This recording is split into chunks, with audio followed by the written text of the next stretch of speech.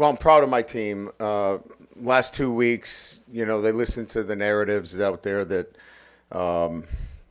they weren't excited to play for anything, that, the season was over, and they simply went out and played inspired football the last 2 weeks. They put, you know, consistent performances together over the last 2 weeks. And really proud of their performance. They played well against Vanderbilt and they played well against Oklahoma. Both those teams beat a team in Alabama that we lost to. So just really proud of our football team, proud of the way they prepared this week. And, they're 19. This team over 3 years is 19-2 at home. So, whatever camp you want to jump into, go right ahead. We had 5 freshmen and 2 sophomores on defense today, playing their tails off. So, again, we're taking receipts, and we'll see you at the national championship. This team's building. We're excited about them, and we're really proud of them. So, with that, we'll open up to questions. Coach Brian Kelly. Yes. Back here. Garrett Nussmeier goes out with an injury, comes back, shows a lot of grit and toughness. What did you see from him, especially coming back after that injury? Grit and toughness. Look, what you want as a coach is you want them to resemble, the traits that you think championship teams should have. And at times you've got to have some grit and resolve. Like, when they're talked about in a manner that they have been over the past, 2-3 weeks. You want them to buckle down and bite on their their mouth guard and go out there and play. And that's what they did. And that's what he did. Listen, that's an easy tap out for most people, right? That's an easy one to say, I'm not coming back. But that's the kind of player he is. That's the kind of competitor he is. Coach, right here, with Chris Hilton, did it just feel like a performance like this was sort of coming for him, and what sort of allowed him to be successful today? Well, I think we've talked about this all year, that the deep threat has been missing from our offense, and it's been difficult. Teams have sat down on us. Teams have made it difficult for us because we haven't had that vertical threat. He was out 8 weeks, and it takes a while to get back into rhythm. And we either missed him on overthrows or, the timing wasn't quite, where it needed to be. But it normally takes about 4 weeks to kind of get that. That's why you have preseason camp. And he missed all that time. I'm happy for him. He got the game ball, and he made 2 big plays. That's part of the offense that we were missing and we needed desperately. And when you can push the ball down the field and have the other options that we have within our offensive structure, it allows you to run the football, it allows you to have that intermediate passing game, and then the vertical stretch is, it was huge for us. So we're happy to see that for Chris. Brian, you've waited all year for a kick return for a touchdown, and Aaron Anderson's tonight busted one. Just talk about, and it came in a key part of the game when you really needed it. It did. It was a momentum turn for us. There's no doubt about it. And, putting Aaron back there was really, he was our backup. That's how smart we are, right? Xavier got dinged up and wasn't able to go. And, Aaron steps in there and has an electric return. And really, you're right. It was a momentum boost for us, and it really carried us, throughout the game. Ryan, can you talk to me about your linebackers? What is Keys and Weeks and Penn? What do they do for the rest of your defense that really lets them play? Well, we've been playing with 3 linebackers now for, 3 weeks. And, Devon's a freshman. There are things that, look, he makes some plays, but he's a sound football player. He's assignment correct. And we trust him, and you've got a freshman out there. Don McKinley was not blockable tonight. Another freshman, Amon Bro, was outstanding.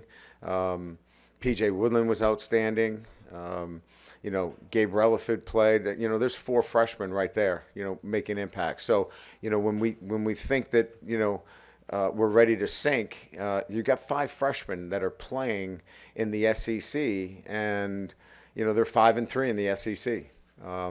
look, I know what the standards are here, right? You know, everybody wants to win every game. We wanted to win every game. You know, we're not happy if we lose a game, but we're happy about the foundation of this program, playing with young players that are only going to get better, and we're going to supplement those players. And it was good to see them compete at a high level. Coach, to your left. Oh, I'm sorry. It's more on Aaron Anderson, his improvement from last year to this year. It seems like most of your explosive plays this year, he had a large hand in those. What kind of example does he set for other guys to get better? Well, he's not in that example-setting mode yet.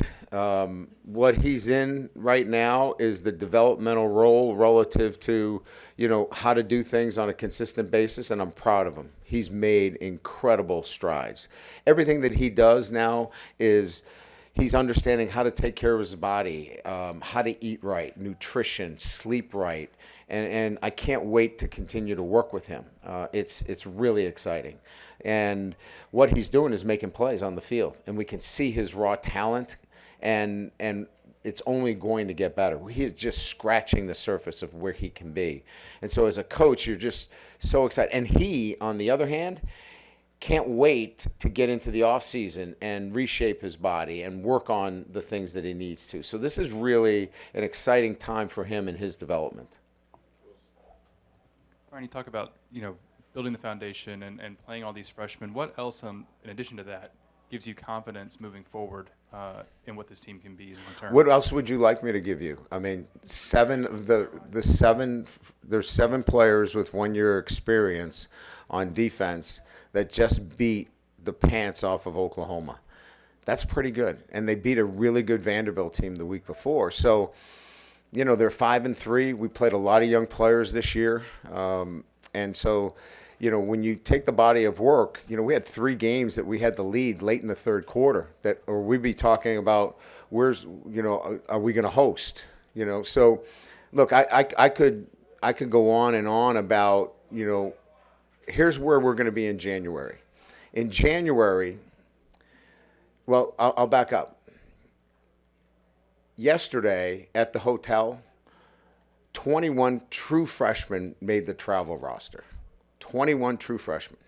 We're going to introduce 16 mid-year freshmen into this roster. We're going to have 37 freshmen in winter conditioning for the first time.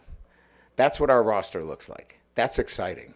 So when you're talking about the foundation for your program, that coupled with having key players come back, they haven't announced yet, but we're going to have some key players decide to come back.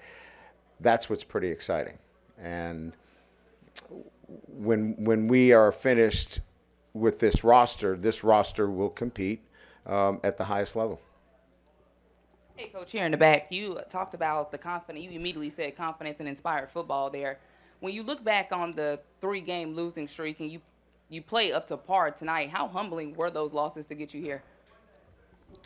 Humbling would not be the word I would use. I would say that they lacked the execution necessary when we needed it most. And so they were frustrating more than they were humbling. Humbling losses are more like the Alabama game, where you didn't play your best football. Those are humbling losses. The 3 losses that we had outside the Alabama game would be much more frustrating because you had a chance to win those games, and you really should have won those games, including the USC game where we had the lead, you know, up to the last possession. So those were frustrating losses because we didn't execute when we needed to execute, and we were capable of doing so. You said see you at the national championship. You talking about like next year or near future or what? What do you think? What do you think? Look, listen. Here's my point. The standard is the standard here, right? The standard. I didn't come down here to go 8-4. I'm not happy about 8-4. Okay, nobody in that room's happy about being 8-4. What they're happy about is they've played well after a 3-game losing streak, and they bounce back. And this game teaches you lessons about grit and toughness and perseverance and not giving up and letting go of the rope, right? They easily could have fractured, right? Instead, they stuck together and they stayed committed, and they beat 2 teams that were really good football teams in this league and have pelts to show that they are good teams, right? We're not making that narrative up. So at the end of the day, we want to win every game we play. And the standard at LSU, at Alabama, they're not happy with 3 losses at Alabama. Georgia's not happy with 2 losses. Nobody's happy when they lose a game. But what I'm happy about in the short term is the way our guys responded to adversity. That's why I came in here and said I'm proud of our football team and the way they responded to adversity. The big picture is I'm excited about our future regardless of what people seem to think. And that's okay. Everybody's entitled to their opinions. But nobody knows what it looks like from the inside. I've got the best perspective of that. And you can write away and have your own opinions, and that's fine. That's why you guys have a pulpit to do that. I have a better perspective of it. I don't listen to what you have to say, and we're going to build it the way we know that we're going to build it, and I'll see you in the national championship game. You have time for 2 more? Right here, Coach. You mentioned the deep passing game and just some, the overthrows. There have certainly been times this season where Garrett has been off target with that.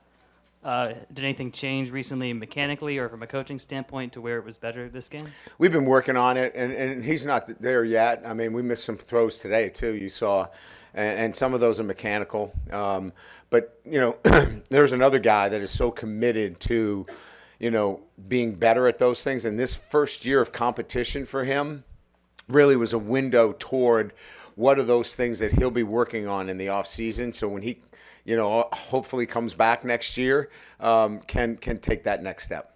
Scooter, you got the last one. I'll ask the tough one. Oh, Scooter, you always ask the tough ones. Who makes the call on what uniform combination you go with?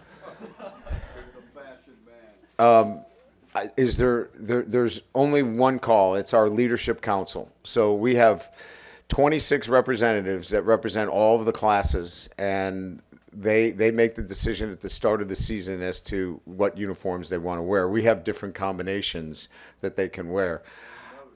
I don't really care what they wear, as long as it's uniforms that are prescribed by the university, and we wear them accordingly.